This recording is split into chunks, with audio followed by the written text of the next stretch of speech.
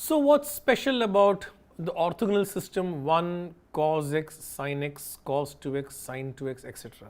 We have seen in the very first module that we are trying to write a general function f as an infinite superposition of these functions. And then we proved that when the original function is Holder continuous, then this infinite superposition actually converges pointwise to the original function. And we also looked at the Fourier's theorem and we looked at the L2 theory. So, now what is so special about this 1 cos x, sin x, cos 2x, sin 2x, etc.? Could we not look at other systems of orthogonal functions? For example, instead of looking at L2 from minus pi to pi, let us look at L2 from minus 1 to 1.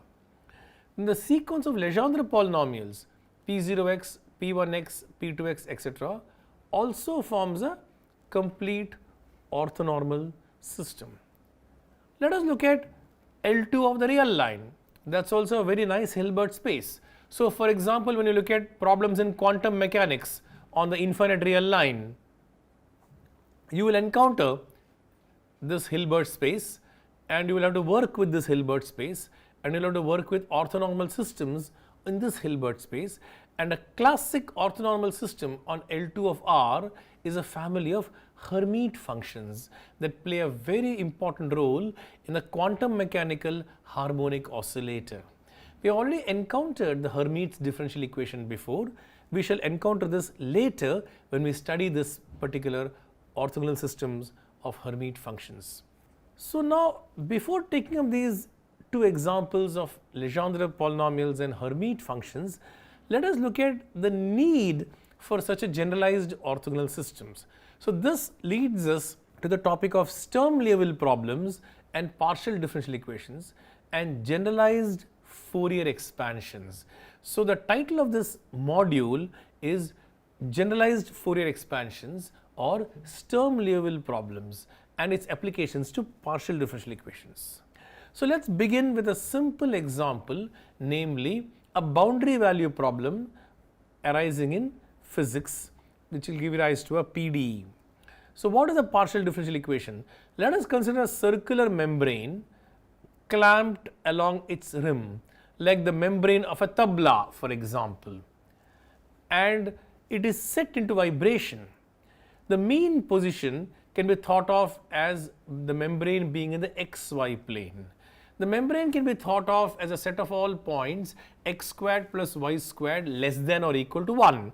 For example, you can think of the membrane to be a circular membrane of unit radius, if you like. And then at time t, the membrane is displaced from the mean position, and let the vertical displacement at the point xy be z of x comma y comma t. Then what is the governing equation for this vibrating membrane? The governing equation can be derived. It is c squared times del 2z by del x squared plus del 2z by del y squared equal to del 2z by del t squared, equation 5.1 in the displayed slide. Now, to derive this equation, you have to use certain basic physical principles, some conservation laws, and that derivation can be found in the book by Kreyszig's Advanced Engineering Mathematics, 8th edition, and c is the wave speed. Okay. So, now we have got this partial differential equation 5.1. Let us look at a special solution of the form z equal to a cos pt plus b sin pt into u of x comma y. Let us look for standing wave solutions, as they would call in physics. So we should substitute 5.2 into 5.1. What do you get? Substituting 5.2 into 5.1 will immediately give you the next displayed equation, c squared a cos pt plus b sin pt Laplacian of u equal to minus p squared into a cos pt plus b sin pt into u. Now, you might ask, 5.2 is a rather specialized solution. Well, once we find various solutions like 5.2, we can always resort to taking superpositions of these specialized solutions and obtain more and more general solutions. And we shall see that this project can really be taken to completion. So, let us look at this last displayed equation in the slide. A cos pt plus B sin pt can be cancelled out, and we get the equation c squared Laplacian of u plus p squared u equal to 0, or p squared by c squared has been called k squared, and we get the partial differential equation Laplacian of u plus k squared u equal to 0. This equation is called the Helmholtz's equation or the reduced wave equation. So now how do we deal with this Helmholtz's equation or reduced wave equation? Remember that our membrane is circular. The membrane is the disk x squared plus y squared less than or equal to 1. So we must now resort to polar coordinates. We must put x equal to r cos theta, y equal to r sin theta. And it's an interesting exercise to write the Laplacian in polar coordinates. What happens when you write the Laplacian in polar coordinates? You get the last displayed equation in the slide. Again, I must remind you that we are working in 2 dimensions. The membrane is 2-dimensional. You could also look at what happens to the Laplace's equation in 3 dimensions. X equal to r cos theta sin phi, y equal to r sin theta sin phi, z equal to r cos phi. The Laplacian in 3 dimensions takes a rather ugly appearance, and the calculation is going to be horrendous unless you use a little bit of cleverness in deriving it. Let us leave the 3-dimensional case aside and let's come to the 2-dimensional case. As explained, the Helmholtz's equation becomes del 2u by del r squared plus 1 upon r del u by del r plus 1 upon r squared del 2u by del theta squared plus k squared u equal to 0. Now we must separate variables. We must separate the radial and angular variables and look for solutions of the form u of r theta equal to Vr cos n theta. Now the n must be an integer. Why? Because remember that the solution is periodic with period 2 pi. U takes the same value when theta takes the value 0 or when theta takes the value 2 pi, 4 pi, 6 pi, etc.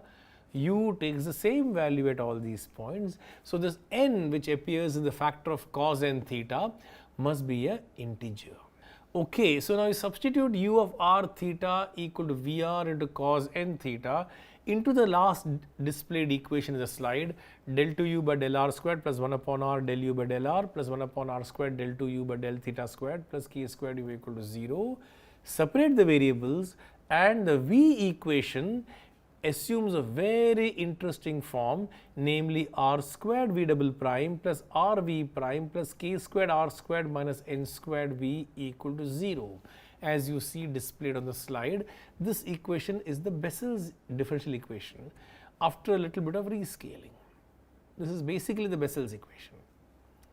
So what is the indicial equation for the Bessel's equation? It is rho squared minus n squared, and only the positive index will give you a solution which is relevant. Because the equation, the Bessel's equation, has solutions x to the power rho times a power series, x to the power minus rho times a power series, where rho squared equal to n squared or rho equal to plus minus n. Since both rho and minus rho appear, we can assume rho is positive. So it's going to be x to the power n times a power series, x to the power minus n times a power series. But we have to discard the rho equal to minus n, because what is happening to the center point of the vibrating membrane? It is vibrating and the displacement is finite. If rho equal to minus n, then at r equal to 0, the solution will become r to the power minus n, and that becomes infinite when r equal to 0, and that is physically not tenable. So because of the physical consideration of finite displacement of the origin, we must keep only that root rho equal to n. And the solution is the Bessel's function of the first kind, Jn of kr. So the solution V of r is Jn of kr. So finally we have the solution z of x comma y comma t equal to Jn kr into a cos ckT plus b sin ckT cos n theta. Since the membrane is clamped along the rim, we see that the solution must be 0 when r equal to 1 along the rim of the percussion instrument, that the rim doesn't undergo any displacement, it is always fixed. So, the function must vanish when r equal to 1. So, when r equal to 1, which term must vanish? It is a Jn term, namely Jn of k must be 0. So, the frequency k must be a 0 of the Bessel's function Jnx, and so there are infinitely many such values of k, because the Bessel's function Jnx has infinitely many zeros. So, the frequencies form a discrete set of values, and the most general solutions are then obtained by superpositions with coefficients that are determined via certain initial conditions and Fourier analysis.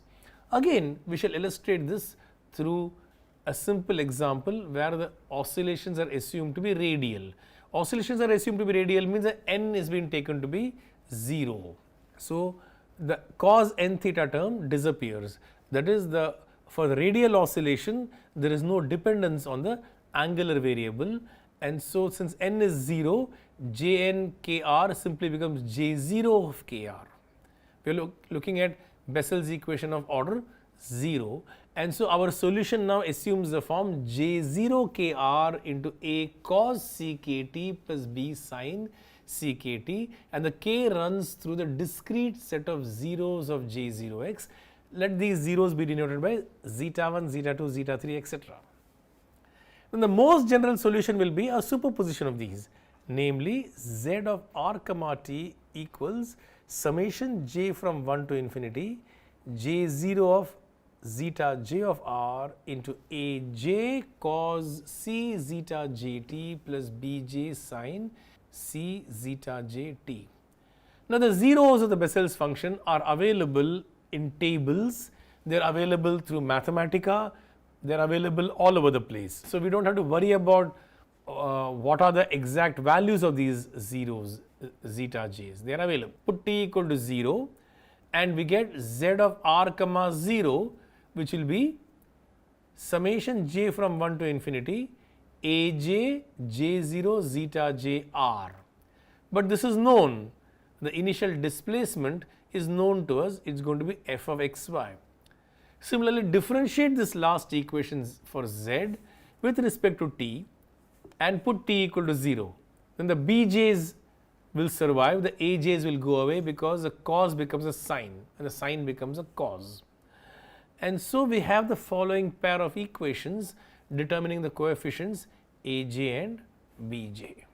So, which are these two equations? Z of r comma 0 is summation j from 1 to infinity aj j0 zeta jr, zt of r comma 0 is summation j from 1 to infinity cj j0 zeta jr, where cj denotes j bj zeta j little c. All those constants have been lumped into one constant, capital Cj. In order to proceed further, we need a result from analysis called the Bessel expansion theorem, and we are not equipped to prove the Bessel expansion theorem. The result is available in this literature that I had cited, G. N. Watson, Treatise on the Theory of Bessel's Functions, 2nd edition, Cambridge University Press, 1958. So, the Bessel expansion theorem is available in this treatise on Bessel's function, and we can use this Bessel expansion theorem and we can determine AJ's and CJ's. So, let us now state the Bessel expansion theorem.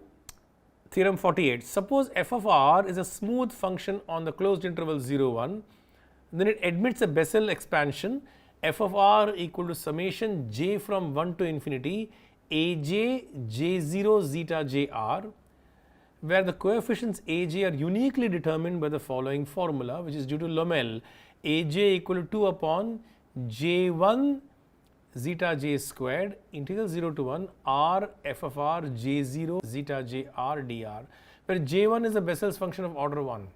j0 prime is minus j1, that is how this comes. So, the coefficients aj and bj appearing in the solution of the vibration problem can be recovered from Lomel's formula applied to the initial conditions z of r comma 0 and zt of r comma 0. Good. So, now there are some exercises on Bessel's functions and write the Bessel's ODE in self-adjoint form. Namely, that is a form in which the Bessel's function appears. You divide by x and you get xy double prime plus y prime plus x minus p squared xy equal to 0. The first two terms xy double prime and y prime combine as ddx of xy prime. This form is called the self-adjoint form of the Bessel's function. Now, let us take a 0 of the Bessel's function and let us see the orthogonality properties of zeros of the Bessel's function. So, if you take phi u of x equal to jp xu, then I can get the expression x ddx whole squared phi u of x plus x squared minus u squared minus p squared phi u of x equal to 0. Using this expression, you must prove the orthogonality properties of the Bessel's function, namely jp of zeta x, where j varies from 1, 2, 3 up to n, is an orthogonal system over the interval 0, 1 with weight function x. So, this is the orthogonality property of Bessel's function. So, you see what we have seen is that the vibration problem has led us naturally to an orthogonal family of functions on the closed interval 0, 1 with a certain weighting function x. This is how the orthogonal functions appear naturally in physics and analysis. Here are some more exercises on the zeros of Bessel's functions. So, some of these formulas are due to Lommel, and a very interesting treatise is the theory of sound by Lord Rayleigh. So, the orthogonality property of Bessel's function has been established through physical considerations by Lord Rayleigh in his monumental treatise Theory of Sound volume 1 and volume 2, which appeared in 1945. Even to this day, it is a very beautiful book, it is very relevant. There are numerous experiments with vibrational problems that has been described in great detail. It is also mathematically very rich. So, now you might ask one question, okay, we have obtained a solution to the Cauchy problem, c squared Laplacian of z minus del 2z by del t squared equal to 0 with initial conditions f and g. How do we know that the solution that we have obtained is unique? The Bessel expansion theorem and Lommel's formula gave us one particular solution. Maybe there are other solutions. So, how do you know that the formula that we have obtained is the only solution? So, now we turn to the uniqueness features of the solution of the Cauchy problem. Suppose we have got two solutions of the wave equation with the same Cauchy data, same initial velocity and same initial displacement, and let these solutions be z1 and z2. Then, since the wave equation is a linear differential equation, z1 minus z2 is also a solution of the wave equation. Call z1 minus z2 as capital Z. So, capital Z also satisfies the wave equation with 0 initial data, namely c squared Laplacian capital Z minus del 2 capital Z by del t squared equal to 0. Capital Z at time t equal to 0 is 0 and capital Z t at time t equal to 0 is 0, and the value of capital Z along the rim of the membrane or along the edge of the membrane is 0. So, how do you know that this capital Z is 0? If we prove that this capital Z is 0, then little z1 equal to little z2 and our uniqueness theorem would have been established.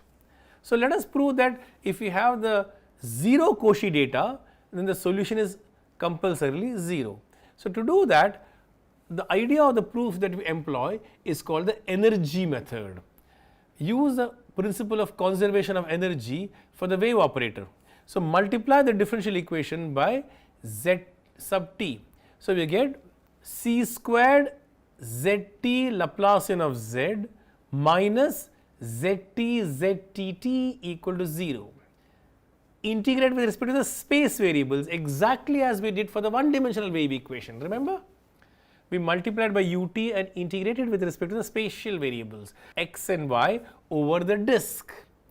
So, we get d dt of double integral zt squared dx dy over the disk d plus integrate by parts zt zxx throw one of the x derivative on the zt term.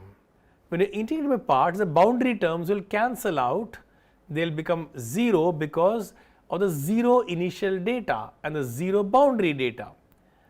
So, we get c squared double integral over d capital Z xt capital Zx plus capital Zyt capital Zy dx dy equal to 0. From this we infer that the energy Et, which is the double integral c squared Zx squared plus c squared Zy squared plus Zt squared dx dy equal to 0. The energy is conserved. Constancy of energy or the law of conservation of energy. Put t equal to 0, since the Zt was 0 initially and Z was identically 0 initially. So, Z is identically 0 initially. So, Zx is 0 initially, Zy is 0 initially. So, this Et is identically 0 and therefore, c squared Zx squared plus c squared Zy squared plus Zt squared must be 0. So, all partial derivatives of Z must be 0 or Z must be constant, and this constant must obviously be 0 because the membrane is clamped at the origin, and so along the rim Z is 0. So, Z must be 0 throughout since it is constant. So, we have proved that the solution that we have obtained is the only solution. Here are a couple of exercises for you. Use this energy method to show that if we solve the heat equation ut equal to Laplacian of u of xy 0 equal to f of xy, the initial distribution of heat is f of xy and the value of u along the boundary is identically 0. So, the boundary is permanently kept at 0 temperature. Then the heat distribution is unique. The solution of the heat equation with these initial conditions is unique. Again, you should multiply the differential equation by u and you should integrate with respect to the space variables, and you will realize that the heat distribution is monotone decreasing. Please try these exercises and we shall continue. So, for more detailed discussion on wave phenomenon, I refer you to Courant and Hilbert, Methods of Mathematical Physics, Volume 1. We have already cited this reference many times before. The discussion of the circular plate, not a circular membrane, is on page number 307, 308. This will involve Bessel's functions of imaginary order, I rho, also known as the modified Bessel's functions. You will see the biharmonic equation coming up. And then I already mentioned Lord Rayleigh's theory of sound, Volume 1, Volume 2. And there are also applications of Bessel's functions to skin effect. When you see electrical current passing through a long cylindrical coaxial wire, the outer layers of the wires get heated up and not the inner layers. This is called skin effect. So, for that I refer you to the small book by Frank Baumann, Introduction to the Bessel's function. The Bessel's function appear in optics. The radii or the successive interference fringes due to diffraction from a circular aperture are given in terms of the zeros of the Bessel's function. And of course, the monumental treatise of G. N. Watson that I mentioned earlier. There is also a small book by Byerly which is particularly recommended for the historical sketch that he offers at the end of the book, and this book is available online. So, these are a number of references for wave phenomenon and for Bessel's functions that you may consult with profit.